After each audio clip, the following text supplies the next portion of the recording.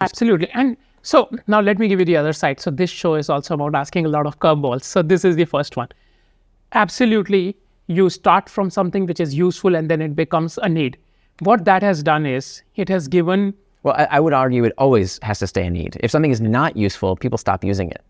Okay. So it's where I was coming from is it is because of the pursuit of getting to habit forming products.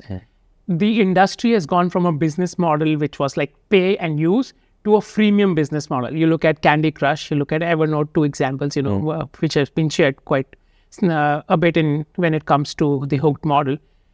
So do you feel that the next generation of entrepreneurs who are building these habit forming products, now they are burning investor cash, like we see all the time. So now that the money is not going to flow in as it was flowing in, do you see that they will need to change big time from how they are building habit forming products today versus what they need to do in future? I would argue that the people who are burning cash needlessly are not burning that money on engagement. They're burning it on growth. And that's the big mistake. They're called leaky bucket businesses. And I get a call every week from a venture capitalist who says, we just poured a bunch of money in a company and we were super excited because the growth looked amazing. And then we invest in the company and lo and behold, people aren't sticking with the product. And that's what's called a leaky bucket, right? Users come in, users leak out. So I'm the plumber. I come to block up the leaks, right?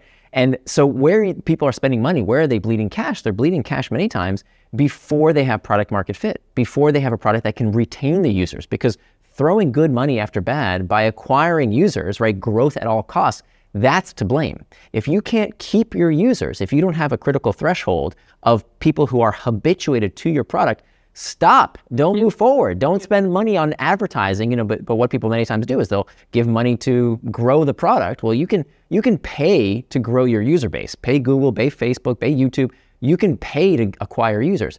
You cannot buy engagement. You can buy growth. You can't buy engagement. Engagement must be built into the product. And it's just as important in enterprise products as consumer web products. With SaaS products, even though the business model is very different, even though it's a monthly model, because of the consumerization of IT, if you can't get people to use that product, they're going to churn. And in a SaaS business, that's death. Yep. You have to get them to keep using it. So habits become even more important in a SaaS context.